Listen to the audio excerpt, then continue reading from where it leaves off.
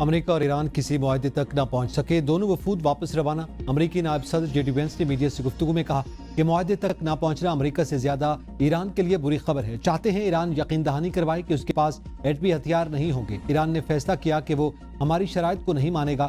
ہم یہاں ایران کے لیے بہترین اور فائنل آفر کے ساتھ مذاکرات چھوڑ رہے ہیں۔ اب دیکھتے ہیں کہ ایران ہماری فائنل آفر کا کیا جواب دیتا ہے۔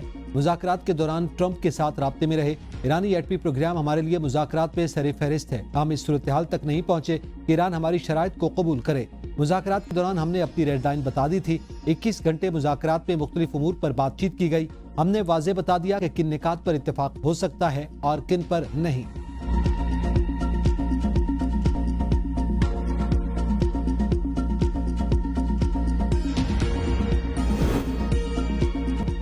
امریکہ نے ایران کی منطق اور اصولوں کو سمجھ لیا۔ اب فیصلہ واشنگٹن نے کرنا ہے کہ وہ اعتماد بحال کر سکتا ہے یا نہیں۔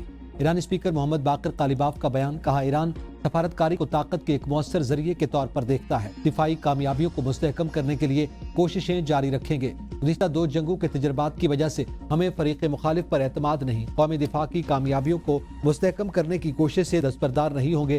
ایرانی سلامتی کمیٹی کے سربراہ ابراہیم عزیزی کا کہنا ہے کہ آبدہ ہرمز سے گزرنے والے ہر جہاز کو ٹول ادا کرنا ہوگا۔ حقیقت میں ایران سے زیادہ معاہدے کی ضرورت امریکہ کو ہے۔ تہران کسی دباؤ میں نہیں آئے گا۔ انہوں نے 2 ٹوک الفاظ میں کہا کہ اگر امریکہ ہماری شرائط تسلیم نہیں کرتا تو ہم طے شدہ راستے پر چلتے رہیں گے۔ ہمارے لیے کچھ نہیں بدلے گا۔ معاہدے کے لیے امریکہ کو ایران کے مطالبات ماننا ہوں گے۔ ہم امریکیوں پر اعتماد نہیں کر سکتے۔ Several rounds of intense and constructive negotiations between the two sides that continued through the last 24 hours and ended this morning. On behalf of Pakistan, I would like to express gratitude to the two sides for appreciating Pakistan's efforts to help achieve the ceasefire and its mediatory role. Iran اور امریکہ کے درمیان جامع اور تعمیری مذاکرات ہوئے۔ امید ہے دونوں فریق بات چیت کا عمل اور جنگ بندی جاری رکھیں گے۔ وزیر خارجہ اسحاق ڈار کی پریس بریفنگ، کہا پاکستان امن کے لیے کردار ادا کرتا رہے گا۔ دونوں ممالک کے درمیان مذاکراتی عمل میں سہولت کار کا کردار ادا کرتے رہیں گے۔ امید ہے دونوں ممالک خطے اور دنیا میں پائیدار امن اور خوشحالی کے لیے مثبت سوچ سے آگے بڑھیں گے۔ یہ ضروری ہے کہ دونوں ملک سیز فائر جاری رکھنے کے عزم پر قائم رہیں۔ ایران اور امریکہ کے درمیان جامع اور تعمیری مذاکرات کے متعدد دور ہوئے۔ دونوں ممالک نے وزیر اعظم کی درخواست پر مثبت رد عمل دیا۔ میں نے بطور نائب وزیر اعظم اور فیلڈ مارشل سید عاصم منیر نے مذاکراتی عمل میں معاونت کی۔ فریقین کی طرف سے پاکستان کے مثبت کردار کے اعتراف پر شکر گزار ہیں۔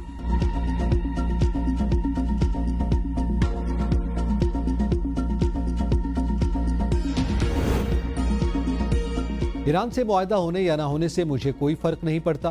امریکی صدر کی میڈیا سے گفتگو، کہا اگر چین ایران کو ہتھیار فراہم کرتا ہے تو اسے بڑے مسائل کا سامنا کرنا پڑے گا۔ امریکہ ایران کو مکمل شکست دے چکا۔ امریکہ پہلے ہی جنگ جیت چکا۔ آبدہ ہرمز میں بارودی سرنگیں صاف کرنے والی مشینری صفائی کر رہی ہے۔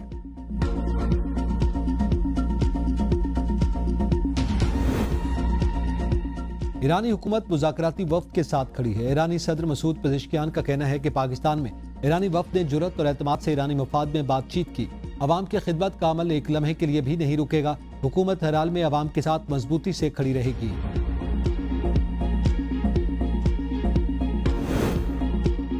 امریکہ اور ایران میں آئندہ 1 ہفتے سے 10 دن کے اندر مذاکرات کا نیا دور متوقع۔ میڈیا رپورٹس کے مطابق اس بار امریکی وفد میں تبدیلی ہو سکتی ہے۔ سفارتی حکمت عملی میں بھی تبدیلی کا امکان۔ ذرائع کے مطابق واشنگٹن ایران کے مسئلے کا حل چاہتا ہے۔ در مورد یک سری از موضوعات ما به تفاهم‌هایی رسیدیم واقعیت، اما در مورد 2-3 موضوع مهم خب دیدگاه‌ها فاصله داشت و نهایتاً منجر به توافق نشد این گفتگوها۔ ایک نشست میں معاہدے کی توقع نہیں کرنی چاہیے۔ سفارتی محاذ پر اپنے حقوق اور مفادات کے حصول کی جدوجہد جاری رکھیں گے۔ ترجمان ایرانی وزارت خارجہ اسماعیل بقائی کہتے ہیں کہ کسی کو بھی اتنی جلدی معاہدے کی توقع نہیں تھی۔ 2-3 اہم مسائل پر اختلاف رائے کی وجہ سے معاہدہ نہ ہو سکا۔ آبدہ ہرمز، جوہری معاملہ، جنگی ہرجانہ اور پابندیوں کے خاتمے کا معاملہ زیر بحث آیا۔ ایران کے خلاف جنگ کا مکمل خاتمہ اور خطے کی صورتحال پر بھی بات چیت ہوئی۔ سفارتی عمل کی کامیابی کا انحصار دوسرے فریق کی سنجیدگی اور نیک نیتی پر ہے۔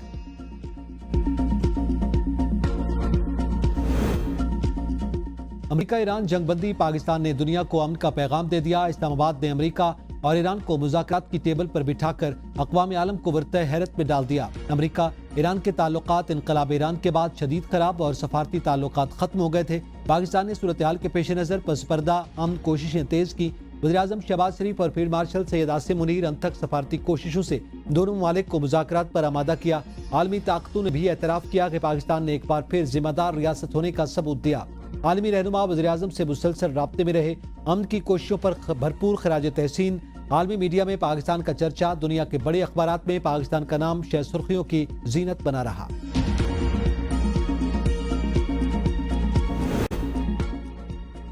امریکہ ایران مذاکرات، عالمی میڈیا بھی پاکستان کی تاریخی سفارتکاری کا معترف۔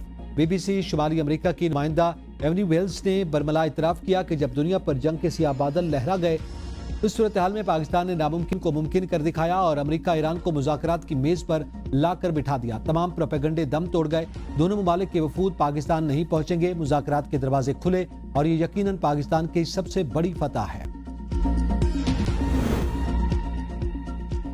پنجاب میں نکاسی آب پروجیکٹس پر تیزی سے کام جاری۔ 15 شہروں کے لیے 2265 کلومیٹر طویل سیوریج لائن اور بارشی پانی کے نکاس کے لیے 189 کلومیٹر طویل پائپ لائن بچھائی جائے گی۔ فیز 1 میں 86 ڈسپوزل سٹیشنز اور 9 انڈر گراؤنڈ سٹوریج ٹینک بنائے جائیں گے۔ وزیراعلیٰ مریم نواز نے نکاسی آب پروجیکٹس جون سے پہلے مکمل کرنے کا ہدف دے دیا۔ 15 شہروں میں واسا کمپلیکس ڈیزائن کی منظوری۔ واسا سیوریج اور بارشی پانی کے نکاس کے پروجیکٹ کی تکمیل پر 752 کلومیٹر طویل سڑکیں تعمیر کروائے گا۔ واسا مانسون سے قبل بڑے پیمانوں پر نالوں کی صفائی کے لیے ڈی سلٹنگ مہم بھی شروع کرے گا۔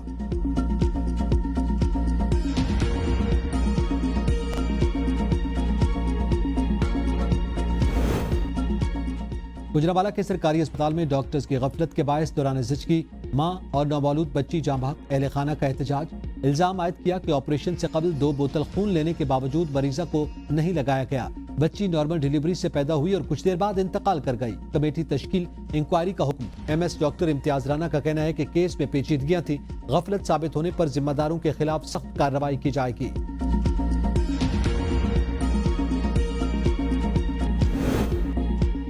جڑواں شہروں میں چلنے والی میٹرو بس سروس دوسرے روز بھی بند۔ میٹرو بس سروس صدر اسٹیشن تا پاک سیکریٹریٹ تک مکمل بند۔ حکام کے مطابق ضلع انتظامیہ کی ہدایات پر میٹرو بس سروس بند کی گئی۔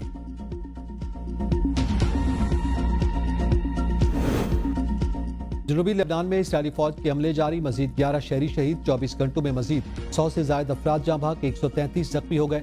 2 مارچ سے جاری اسرائیلی حملوں میں اب تک 2020 افراد جاں بحق ہو چکے، 6436 افراد زخمی ہیں۔ دوسری جانب حزب اللہ نے بھی اسرائیلی فورسز پر میزائل اور ڈرون حملے کیے اور ایک اسرائیلی ٹینک تباہ کر دیا۔ ایران میں اب تک 3375 افراد شہید ہو چکے۔ اسرائیلی وزیراعظم نیتن یاہو کی ہٹ درمی برقرار، جنگ کے شعلے بھڑکانے کے لیے تیار۔ کہا ایران کے خلاف اسرائیلی مہم ابھی ختم نہیں ہوئی، ابھی بہت کچھ کرنا باقی ہے۔ ایران کی پراکسیز کے خلاف بھی جنگ جاری رہے گی۔ نیتن یاہو کا ترک صدر پر ایران کی سہولت فراہم کرنے کا الزام۔ کہا طیب اردوان کرد شہریوں کے قتل عام کے ذمہ دار ہیں۔